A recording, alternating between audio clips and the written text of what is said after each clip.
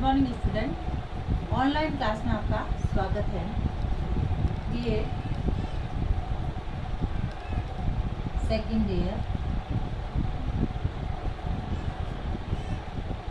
सामाजिक विज्ञान शिक्षण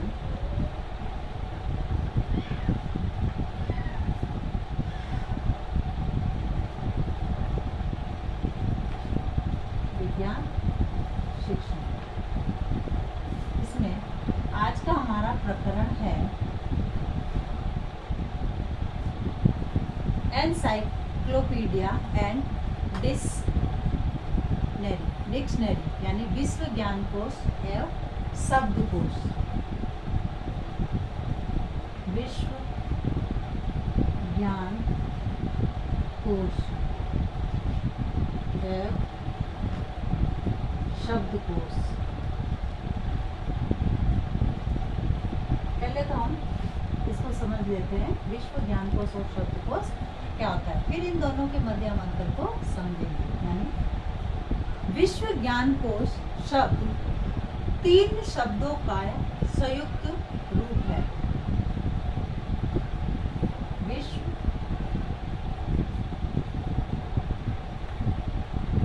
ज्ञान और कोश, ये 3 शब्द मिलकर बना है विश्व ज्ञान कोश। विश्व ज्ञान को इस आधार पर शाब्दिक अर्थ में विश्व ज्ञान कोश से आशय है वैश्विक ज्ञान का भंडार। इसका अर्थ क्या हुआ? वैश्विक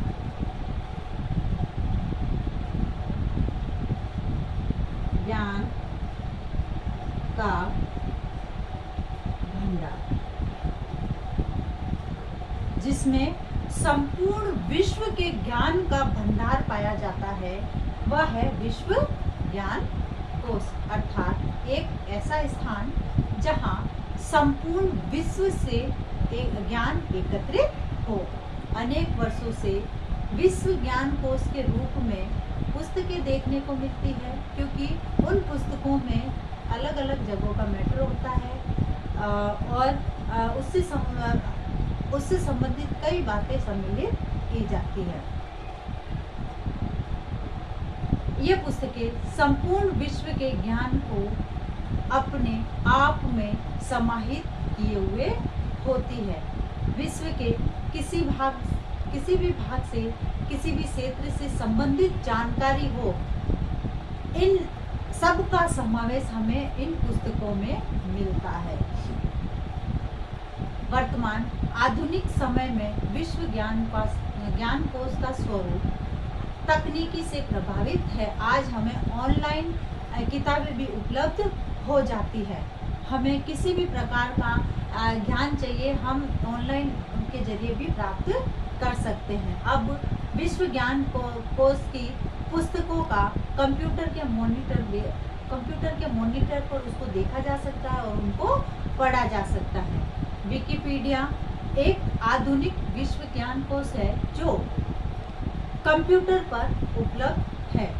इसमें सर्वप्रथम अंग्रेजी भाषा का प्रभुत्व था, लेकिन अब हिंदी भाषा में भी हमें ये चीज़ें उपलब्ध होने लगी है।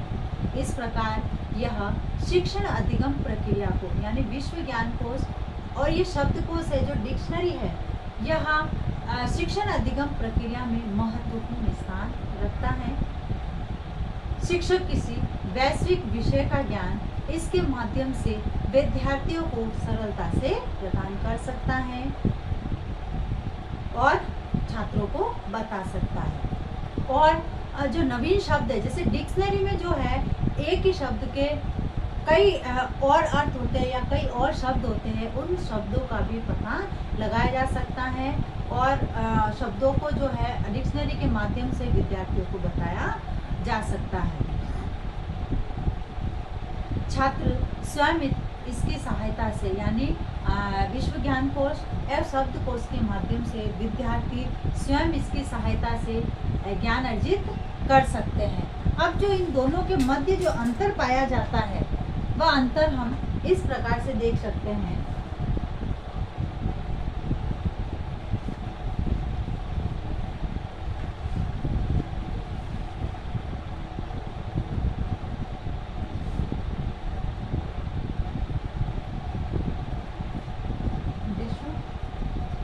कोश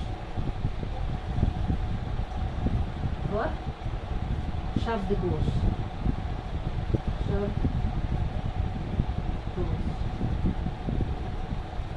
सबसे पहले है विश्व ज्ञानकोश। एक विश्वकोश सूर्य के नीचे विभिन्न विषयों के बारे में जानकारी का संग्रह है। विषयों में कला, इतिहास, भूगोल, नागरिक शास्त्र, विज्ञान, राजनीतिक, भूविज्ञान, जूलॉजी, भौतिक विज्ञान, रसायन विज्ञान, गणित और अन्य विषय इसमें शामिल है। यानी इसके माध्यम से हम कितने सब्जेक्टों का ज्ञान प्राप्त कर सकते हैं, जैसे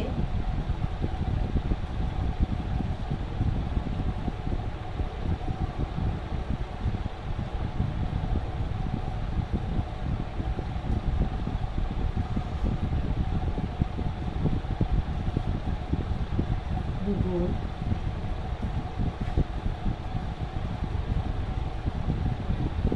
विज्ञान और राजनीतिक विज्ञान, इन सब के बारे में ज्ञान प्राप्त कर सकते हैं। फिर एक कोश शब्द और अनेक अर्थ का संकलन है। एक शब्द यानी ये जो शब्द है, यह एक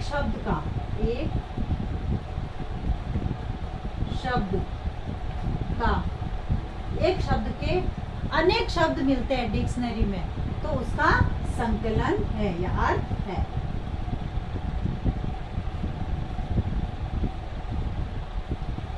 जिसका उपयोग छात्र या शोधकर्ताओं द्वारा सटीक अर्थों और विभिन्न शब्दों में उपयोग के बारे में जानने के लिए किया जाता है। कि रिसर्च के बारे में यदि बालक को या शिक्षक को जानना होता है तो वह शब्दकोश के माध्यम से जान सकता है। फिर है विश्व ज्ञान कोश, जो है उपयोगकर्ता को ज्ञान और जानकारी प्रदान करने में अधिक ध्यान केंद्रित करते हैं। जो भी विश्व ज्ञान कोश का उपयोग करता है, यह उसको अधिक जानकारी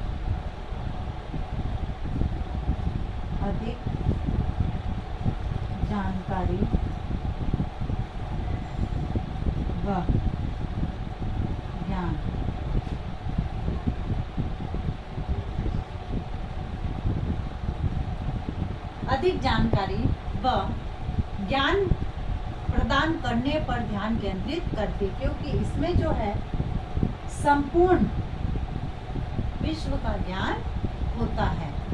एक विश्वकोश लगभग किसी विषय के शोधकर्ताओं के लिए महान संदर्भ पुस्तक कहलाती है, क्योंकि इसमें जो है सब उन महान शिक्षाविदों के विचार आ जाते हैं, इसलिए यह किसी भी शोधकर्ता के लिए महान संदर्भ पुस्तक मानी जाती है।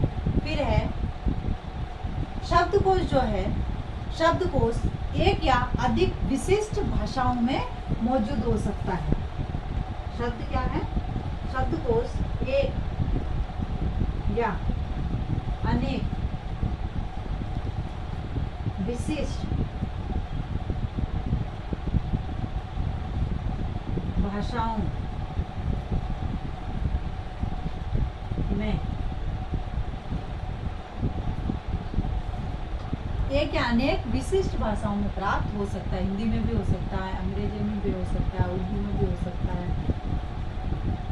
इसी प्रकार से किसी भी भाषा में मिल सकता है, जिसमें शब्दों को वर्णानुसार में उपयोग की जानकारी दी जाए। अल्फाबेट के अनुसार ए पे कौन कौन से शब्द आएंगे, बी पे कौन कौन से शब्द आएंगे, सी पे कौन कौन से। जैसे हम जब विद्यालय में पढ़ते थे, उस समय हम जब डिक्शनरी देखते थे तो उस डिक्शनरी में ए के आधार पर या ए अल्फाबेट पे कितने शब्द आ रहे हैं, बी पे कितने शब्द आ रहे हैं, सी पे कितने शब्द आ रहे हैं। इसी प्रकार से उनको वर्णाक्रम के अनुसार जो है शब्द मिल सकते हैं। और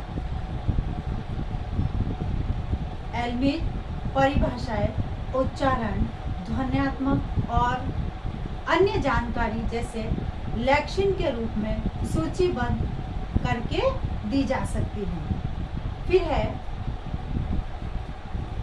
तीसरा है एनसाइक्लोपीडिया आमतौर पर पुस्तकों की एक श्रृंखला है। एनसाइक्लोपीडिया क्या है? पुस्तकों की एक श्रृंखला। पुस्तकों की एक श्रृंखला है। प्रत्येक व्यक्ति ज्ञान की एक विशेष शाखा पर केंद्रित है। जैसे कि इसका स्रोत क्या है? विकिपीडिया। विकिपीडिया में जब हम किसी भी विश्वकोश से संबंधित यदि हम कुछ जानकारी ढूंढते हैं या किसी टॉपिक से संबंधित यदि हमें कुछ ढूंढना होता है तो विकिपीडिया पे हमें उससे संबंधित जो है संपूर्ण जानकारी प्राप्त हो जाती है। फिर है शब्दकोश के बारे में। नीलसन के अनुसार नीलसन ने एक शब्दकोश 3 विशेषताओं के आधार पर देखा जा सकता है। यानी एक शब्द को 3 विशेषताओं के आधार पर देखा जा सकता है। अब इसका स्रोत कौन सा होता है? गूगल। गूगल में जब हम किसी शब्द को डालते हैं तो उससे संबंधित हमें जो है हिंदी में भी मिल जाता है, अंग्रेजी में भी मिल जाता है। तो इस प्रकार से ये जो विश्व ज्ञान कोश है और शब्दकोश है, इन दोनों के मध्य अंतर पाया जाता है और इनकी सहायता से, विश्वकोश की सहायता से तो बालक जो है विश्व का ज्ञान प्राप्त कर सकता है और शब्दकोश के माध्यम से बालक जो है विभिन्न शब्दों का ज्ञान प्राप्त कर सकता है। अब आज का आपका गृह कार्य।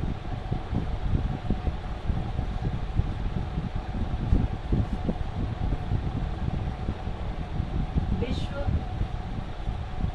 ज्ञान कोश एवं शब्दकोश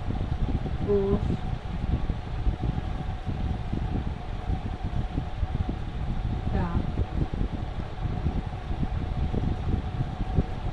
अर्थ बताते हुए दोनों में क्या अंतर है स्पष्ट कीजिए।